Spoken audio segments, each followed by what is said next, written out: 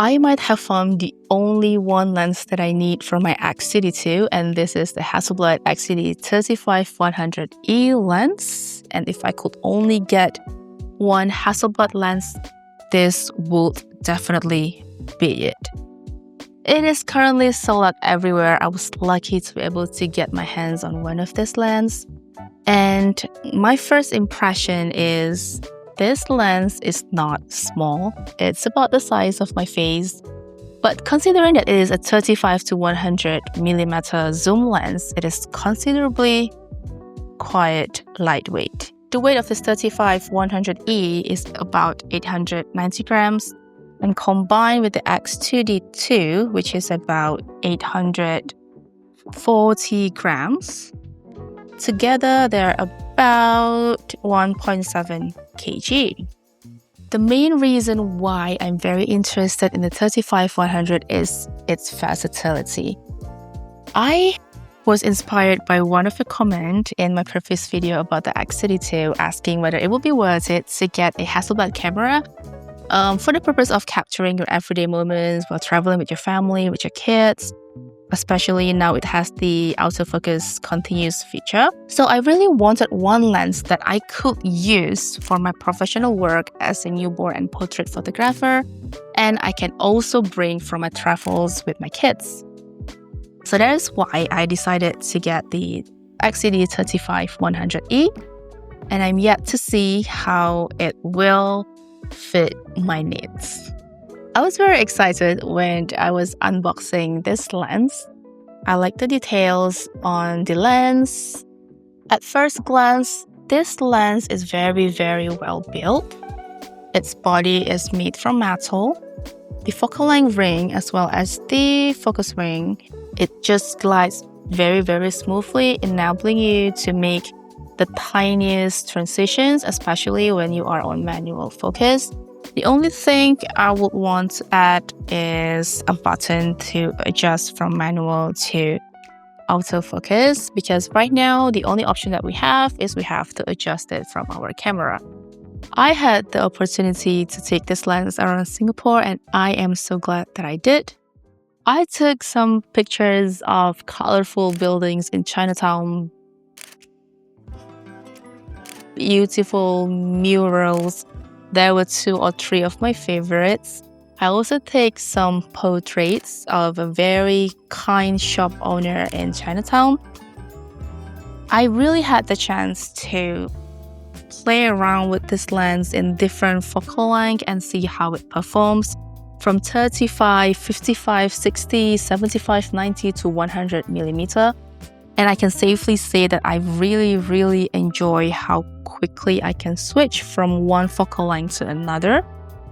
One thing to note is there is different maximum aperture for different focal lengths. So you get the maximum 2.8 at 35mm, and once you switch to 40mm, it will be 3.2 maximum aperture.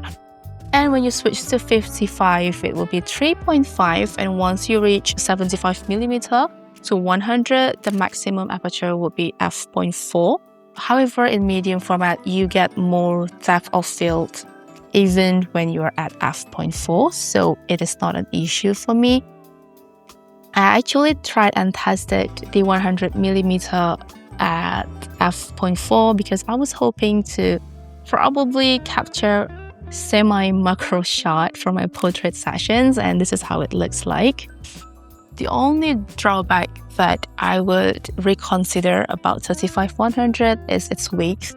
If I were to carry this around for long hours of traveling or street walks, it might feel heavy after a few hours because it is 1.7 kg.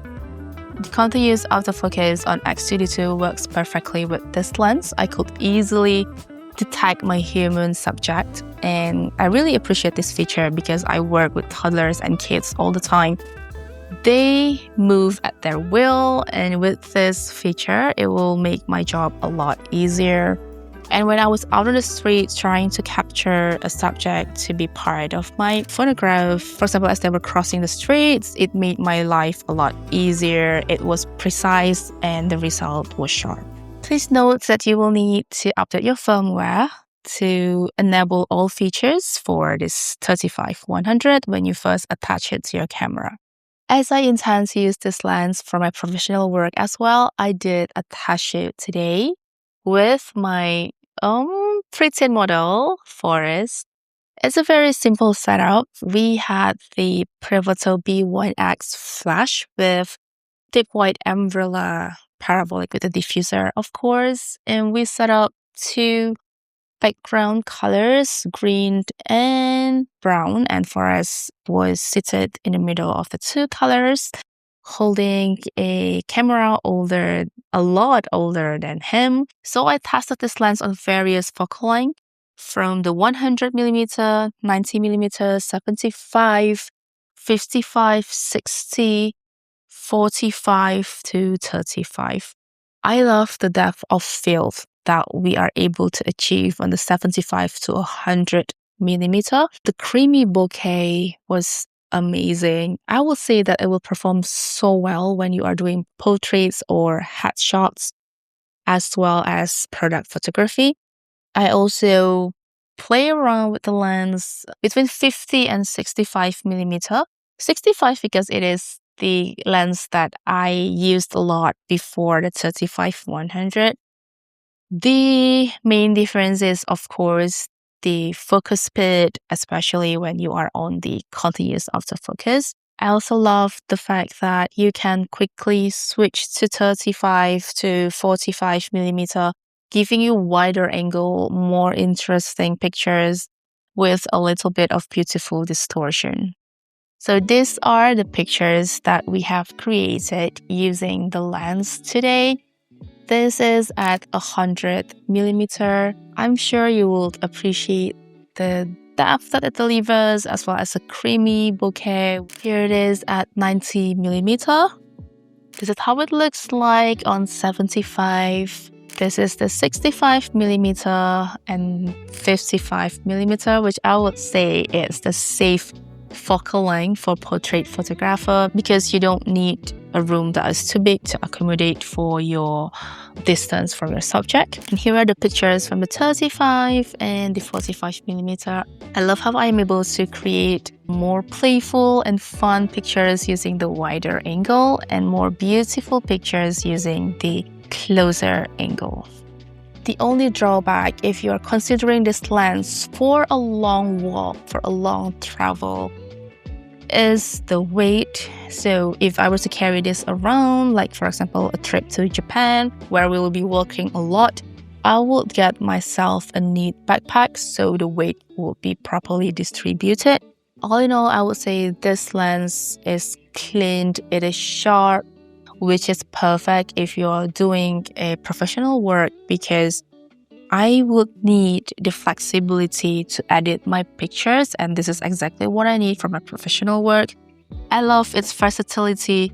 You get 35mm to 100mm, which is equivalent to about 24 to 75mm. I used to shoot a 24-70, so this is sort of like similar except for the weight. After testing it out on the streets and at the studio, I would say that it is a very brilliant all-round lens, and if I could only get one Hasselblad lens, this would definitely be it. So yeah, those are my takes for the Hasselblad XCD 35-100E. I hope this video gives you more insight on whether this is the right lens for you. I'm looking forward to test the 55V and compare it for my personal needs and which one I would take for travel, which one I prefer for my professional work. Until then, please subscribe, and if you have any questions, feel free to leave them in the comments. I would love to hear from you, or if you have used the lens, let me know what you think about it. And yeah, I'll see you in the next video. Bye.